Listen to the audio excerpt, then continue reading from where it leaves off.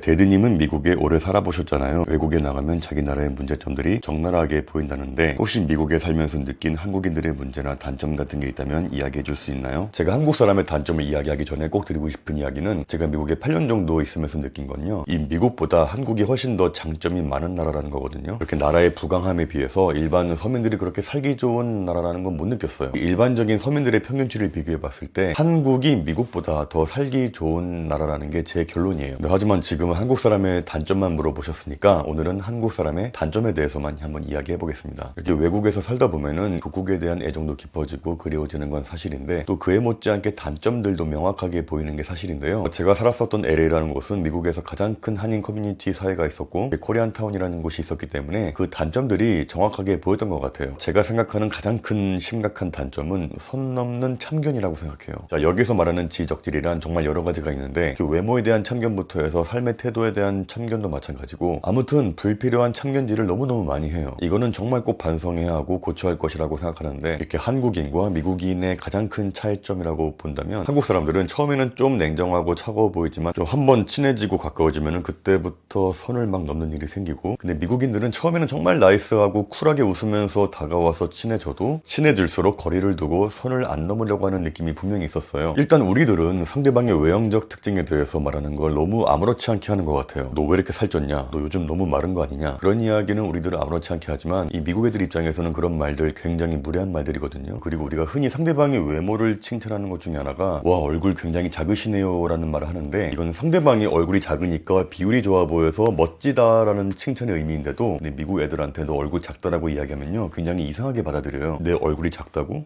그게 무슨 뜻이야? 근데 그 이유는 그 말 자체가 칭찬이든 아니든 상대방의 외형적 특징을 구체적으로 꼽아서 이야기하는 것 자체를 왜 그런 이야기를 하는지 이상하게 생각해요. 그리고 우리가 누군가와 친해지면은 또 하는 질문 중에 너는 왜 남자친구가 없냐, 여자친구가 없냐라는 질문도 하는데, 그거는 왜 너같이 멋진 사람이 애인이 없다는 게 이상하다라는 식의 좋은 의미인데도 이런 질문 자체가 개인 프라이버시를 건드리는 질문이라서 불쾌하게 생각해요. 이러한 작은 범위 안에서의 지극히 개인적인 질문들이나 지적도 있는데 이런 참견질도 있어요. 저는 미국에 살면서 영어 발음 때문에 지적질하는 사람들은 한국 사람 이외에는 본 적이 없는데, 저는 군대를 제대하고 나서 미국으로 갔기 때문에 미국에서 오래 산 1.5세들이나 2세들에 비해서 당연히 발음이 안 좋죠. 그런데 내가 미국 애들 앞에서 막 영어를 하면요 대부분 와, 너 영어 잘한다, 정말 미국에 온 지 1년밖에 안 되냐라면서 칭찬이 일색인데 정작 한국 애들, 근데 오히려 미국에서 태어난 한인 2세 친구들이나 어렸을 때 건너간 1.5세 친구들은 내 영어 발음 가지고 뭐라 안 해요. 다른 미국 친구들처럼 칭찬해주고 잘한다, 그리고 내가 틀리게 말한 게 있다면요 데니스 지금 방금 굉장히 잘했는데 일반적으로 미국에서는 그럴 때 이 단어 말고 이런 단어만 있어 라면서 최대한 조심스럽게 알려주려고 노력하는데, 꼭 미국에 온 지 얼마 안 되는 고만고만한 친구들 영어 가지고 엄청 지적질하고 흉보고 비웃고 그래요. 코리안타운 술집에 있는 다른 테이블에 있는 한국 친구들이 영어하고 있으면요 참 내 발음 겁나 굴리네, 쟤 왜 저러냐, 왜 저렇게 나대냐, 쟤는 영어도 못하면서 왜 저렇게 잘한 척하는 건데, 야 방금 쟤 말하는 거 들었냐, 저기서 써 하면 어떡하냐, 떠 해야지 라면서. 그래서 한국 사람들 앞에서는, 특히 유학생들 앞에서는 진짜 영어 하기가 싫었었어요. 근데 언어라는 게 이렇게 말하는 사람도 있고 저렇게 말하는 것도 있는 건데, 자기가 학교에서 배운 영어의 그 문법대로 영어를 하지 않으면요 쟤는 영어를 이상하게 한다, 문법이 엉망이다, 발음이 구리다. 이 언어라는 걸 익히는 가장 큰 이유는 커뮤니케이션이잖아요. 발음이 좋든 문법이 틀리든 그 사람하고의 의사소통을 하고 생각을 주고받는 게 중요한 건데, 근데 이상하게 한국 애들은 그걸 너무 지적을 합니다. 뿐만이 아니라 더 범위를 넓혀보면요 한국 사람들은 남의 라이프 스타일에도 너무 관심이 많고 참견을 해. 특히 LA는 주변 인구 다 합치면 한국인 인구가 30만 정도 되는데 30만이면 한국에 있는 서울의 한 구의 인구인데, 이렇게 적은 인구가 한인 커뮤니티를 이루고 있다 보니까 굉장히 좁아요. 정말 건너면 다 알 정도로 좁기 때문에 그렇게 다른 한인들은 어떻게 사는지 관심이 많고 참견질 오지랖들을 부려요. 물론 남의 이야기 뒷담화 험담하는 건 한국인뿐만이 아니라 어느 나라든 마찬가지인데, 한국은 그 정도가 너무 심한 느낌을 받았고, 저만 해도 전 사진 일을 하면서 이것만으로는 생활하기가 힘드니까 낮에 일 끝나고 밤에는 스시 헬퍼도 하고 서빙도 하고 택시 알바도 했는데, 그때 친하게 지내던 UCLA나 USC 유학생들 그룹이 있었거든요. 다들 부모님이 보내주는 돈으로 다운타운의 큰 집에서 살면서 좋은 차도 모는 그런 친구들인데, 그 중에 어떤 형이 나한테 한다는 이야기가 야 데니스 너는 미국에 포토그래퍼로 성공하러 온 거 아니야?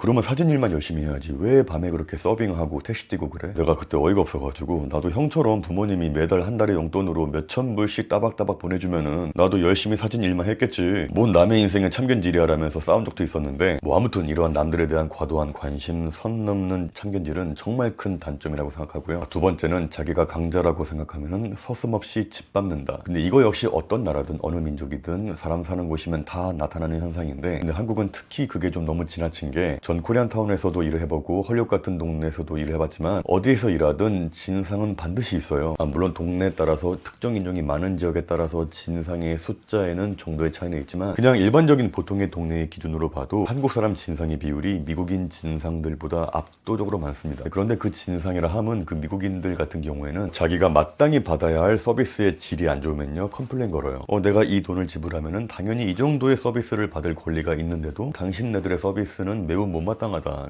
그럴 때 화를 내기도 하고 정식으로 슈퍼바이저에게 컴플레인 걸기도 하는데, 근데 코리안타운에 있는 한국인들의 진상짓은 그게 아니라 그냥 말 그대로 내가 너보다 강자니까 알아서 기어라 하는 진상짓 있죠. 저는 미국에 오기 전에 했던 생각은, 그래도 미국에 있는 한국인들은 미국물을 먹었기 때문에 아무래도 한국에 있는 사람들보다는 진상이 없을 것이라고 생각했는데, 천만의 말씀입니다. 한국보다 더하면 더했지 절대 덜 하지 않고, 그리고 나이가 있는 1세대 이민자들은 사고방식이 한국을 떠나올 때 그 당시에 7, 80년대의 기억에 머물러 있는 경우가 많아서 정말 상상을 초월하는 진상들이 진짜 많았는데, 반말로 헤이!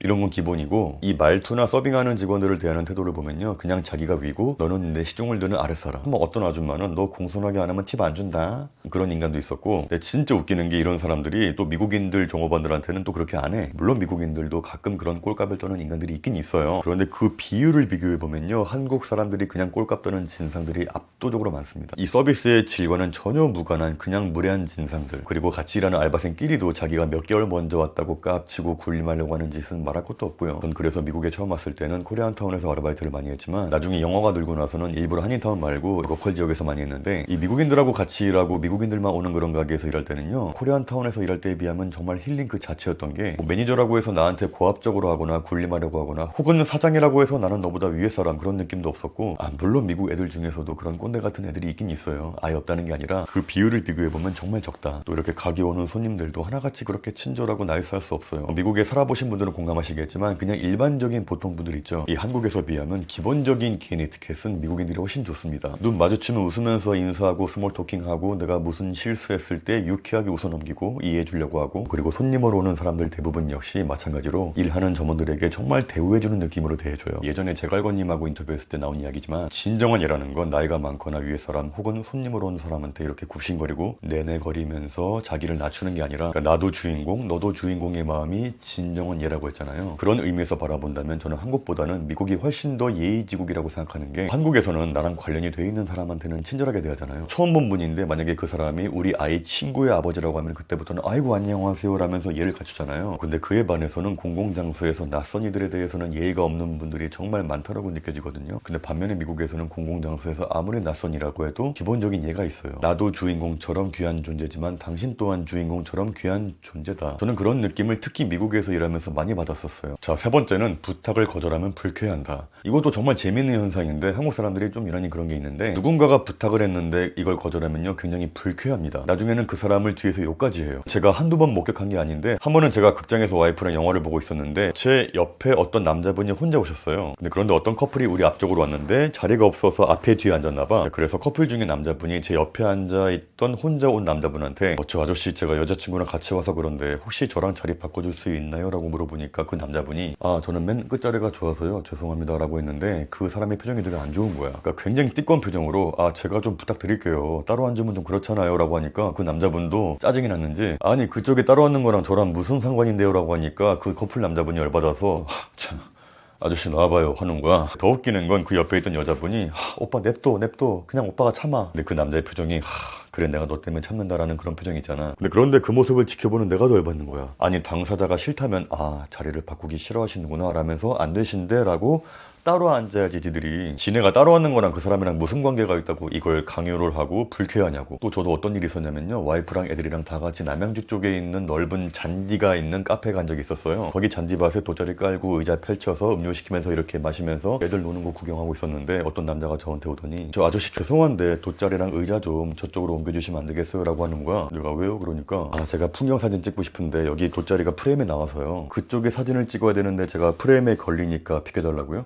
네. 아니 그쪽에 사진 찍는 거랑 저랑 무슨 상관이 있는데요? 하니까 이 사람이 되게 당황하는 거야. 말까지 막 더듬으면서 손 떨더니 아니 돗자리만 옮기면 되는 거잖아요. 지금 저한테 부탁하시는 거 맞죠? 네. 그러면 제가 그쪽에 부탁을 거절할 권리도 있는 거잖아요. 그렇죠. 네. 그러니까 안 비킨다고요. 만약에 내 몸만 옮기는 거면 옮겨줬죠. 하지만 돗자리가 있고 테이블이 있고 음료수가 있고 다 짐이 있는데 하니까 표정이 완전 썩어 문드러지면서 얼굴이 시뻘개지더니 그러니까 누가 봐도 나 빡쳤다라는 표정으로 막 가는 거야. 아니면은 뭐 빵이라도 하나 주면서 부탁하든가. 또 제가 홈플러스 할 때 캐셔 이모님들이 돌아가면서 주말에 쉬는 날이 정해져 있었는데 근데 어떤 분이 자기가 주말에 급한 일이 생겨서 주말에 일을 빼야 해서 다른 주말에 쉬는 이모님한테 부탁한 거야. 나 이번 주말에 일이 있어서 그런데 자기가 이번 주말에 나 대신 일 좀 해주면 안 될까? 라고 했는데 그분도 그 주말에 일이 있어서 안 된다고 했나 봐요. 그러면 안 되는구나 라면서 그냥 가면 되는데 걷다 대고 매정 안에 정이 없네 어쩌냐면서 싸움 난 거예요. 그러한 사례들을 이야기하려면 정말 끝도 없을 것 같은데 근데 혹시 이런 점들은 한국에 유별난 건지 아닌 건지 외국에서 살고 계시는 감독님들 계신다면요 댓글 좀 부탁드리겠습니다. 자, 네 번째는 역할에 대한 지나친 강요로 꼽았는데요. 예를 들면 우리들은 올바른 학생, 청년이라 함은 학창시절 공부 열심히 해서 좋은 대학 가서 좋은 직장에 취업하는 것인데 반면에 취업하지 않거나 못하는 청년은 육체적, 정신적으로 어딘가 부족한 인간이라는 이상한 편견이 존재하고 있어요. 근데 어떤 사람은 대학에 가지 않고 빵을 만드는 거에 관심이 있을 수도 있고 음악에 관심이 있을 수도 있고 게임에 관심을 가질 수도 있는 건데 이렇게 한국식의 올바른 길로 가지 않는 20대들을 향해서 굉장히 참견을 하고 걱정합니다. 너 인생 그렇게 살면 안 된다. 생각 좀 하고 살아라. 물론 미국이란 나라에서도 엘리트 교육을 받고 좋은 대학 나와서 좋은 회사 가면요 당연히 멋있게 봐요. 근데 하지만 그렇게 살지 않는다고 해서 뭐 인생 루저 취급하진 않습니다. 어떤 제 미국 친구는 차를 고치는 걸 너무 좋아해서 대학에 가지 않고 고등학교 때부터 카센터에 취업해서 일하고 있는데 돈 잘 벌고 잘 살아요. 또 제가 한국에서 목소리를 시작하게 된 큰 계기가 미국에서 일하는 목수들을 봤는데 진짜 멋졌거든요. 제가 알고 있는 어떤 미국 목수 아저씨는 청바지에 나시티 딱 입고 몸 좋아서 픽업 트럭에 장비 들고 나타나서 뚝딱뚝딱 일하고 퇴근 시간 되면 딱 집에 가서 맥주 마시면서 애들하고 놀아주는데 좋은 집에서 돈 잘 벌고 잘 살고 있어요. 또 물어보니까 학교는 중학교밖에 안 나왔대요. 그런데 만약에 한국에서 고등학교, 대학교 안 가고 목수한다 그러면 무슨 노가다를 한다고 하냐. 야 그거는 못 배운 애들이나 하는 일 아니냐라면서 걱정부터 하잖아요. 지금도 기억나는 게 종로 쪽에서 목수 일하고 있었는데 지나가는 한 60대 정도 되는 분들이 이렇게 막 먼지가 나니까 인상 찌그리면서 아유 천박한 것들